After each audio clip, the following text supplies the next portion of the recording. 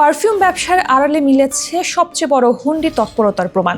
আল হারামাইন পারফিউমসের নামে হাজার হাজার কোটি টাকার অর্থ পাচারের এমন তথ্য পেয়েছে জাতীয় রাজস্ব বোর্ড NBR, যার অভিযোগ গেছে গোল্ডেন ভিসার আওতায় সংযুক্ত আরব আমিরাতে অবস্থানরত সিলেটের ব্যবসায়ী মোহাম্মদ মাহতাবুর রহমান নাসিরের বিরুদ্ধে।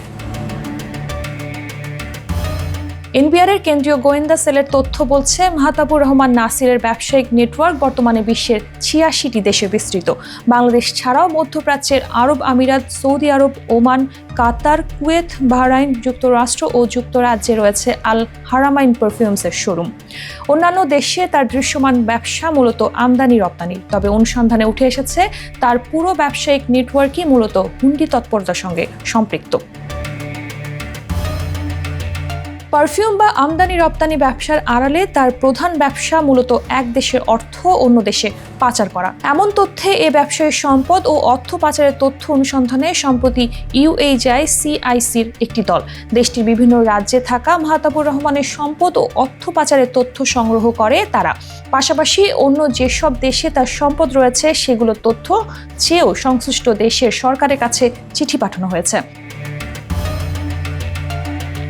জানা গেছে, সিলেটে মাহতাবুর রহমানের বাড়িতে ২ দফায় তল্লাশি চালিয়ে ১০৪টি সম্পত্তির দলিল সহ অন্যান্য নথিপত্র জব্দ করা হয়েছে। এর আগে গত ২২ জানুয়ারি CICর পক্ষ থেকে মাহতাবুর রহমান নাসির ও তার পরিবারের সদস্যদের ব্যাংক হিসাব অবরুদ্ধ করা হয়। তদন্ত সংশ্লিষ্ট সূত্র জানায়, বাংলাদেশ সহ বিভিন্ন দেশে আল হারামাইন পারফিউমসের শোরুম মূলত হুন্ডির টাকা লেনদেনে ব্যবহৃত হয়।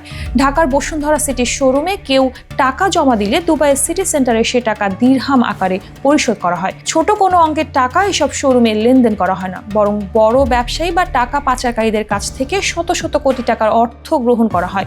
এছাড়া হুন্ডি কারবারের পাশাপাশি মাহতাবুর রহমানের স্বর্ণ চোরাচালানেরও বিস্তৃত নেটওয়ার্ক সম্পর্কে তথ্য পাওয়া গেছে।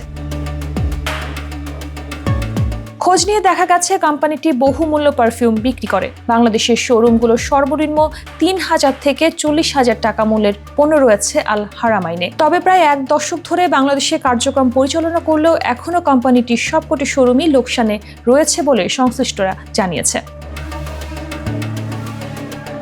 তবে হারামাইন সংশ্লিষ্টরা জানিয়েছেন, এতগুলো শোরুম থাকলেও বাংলাদেশে কখনো মুনাফা করতে পারেনি তারা, কারণ এখানে পারফিউমের ওপর ১৫০% ভ্যাট দিতে হয়। এত ভ্যাট ট্যাক্স দিয়ে মুনাফা করা সম্ভব নয় বলেই জানিয়েছেন তিনি। তবে দুর্নীতির অভিযোগের প্রেক্ষিতে পতিত সরকারের প্রভাবশালীদের আতিথেয়তা দিয়েই এখন বিপদে পড়েছেন বলে দাবি করছেন মাহতাবুর রহমান নাসির।